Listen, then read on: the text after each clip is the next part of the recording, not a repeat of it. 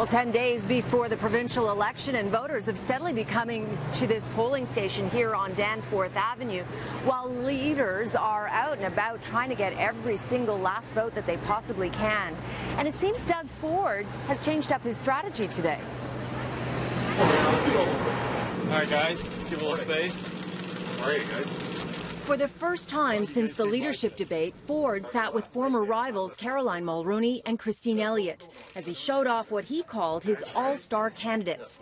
It's a visual aimed at proving to voters he would have a strong cabinet to work with, which Ford stated is in stark difference to what the NDP has. But Ford was pressed again on when he would have a fully costed-out platform. Here is his answer. We're going to have a fully costed plan, and I appreciate your question.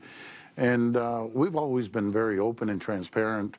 Once we found out that the books were being cooked, and we won't balance the first year or the second year, but the third and fourth year, we look forward to balancing the books. So no answer to when the fully costed plan will come. Yes, the PCs have provided price tags for promises like mental health care and tax cuts, but have not said how they will pay for them, other than finding efficiencies. Ford's show of strength with candidates does raise a question for the NDP, though. Who would be in their cabinet if elected? Andrea Horwath was campaigning in Etobicoke North this morning, which, by the way, is where Doug Ford is running, and she was asked 3 times who would be in her cabinet. She did not answer that question. The criticism that's being launched against you is that you don't have the strength in your ranks for people who can easily sit in cabinet. Who would your finance minister be? Who would your health minister be? Who would, run these important ministries, and do they have the experience? Absolutely, and not at all. I mean, Mr. Ford has a plan that's not going to work for families. That's the problem. So Mr. Ford might want to be measuring the drapes at Queen's Park, but what I want to do is stay focused on families, and I'm not so arrogant as to say that I'm going to be measuring the drapes and assigning people to cabinet. What I'm going to do is focus on the fact that people in our province deserve change for the better. The question was also put to Liberal leader Kathleen Wynne.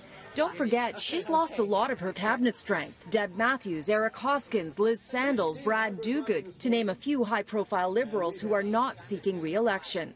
Wynne, like Doug Ford, launched into an attack today against the NDP, in particular for Andrea Horwath saying she would not use back-to-work legislation to end strikes. I have such an exciting team of candidates. I'm so proud of the people who have come to us, and I'm just rooting for every one of them. We have a really, really strong slate of people from different backgrounds. I can think of nothing more exciting than forming a government with the group of people who are running for us.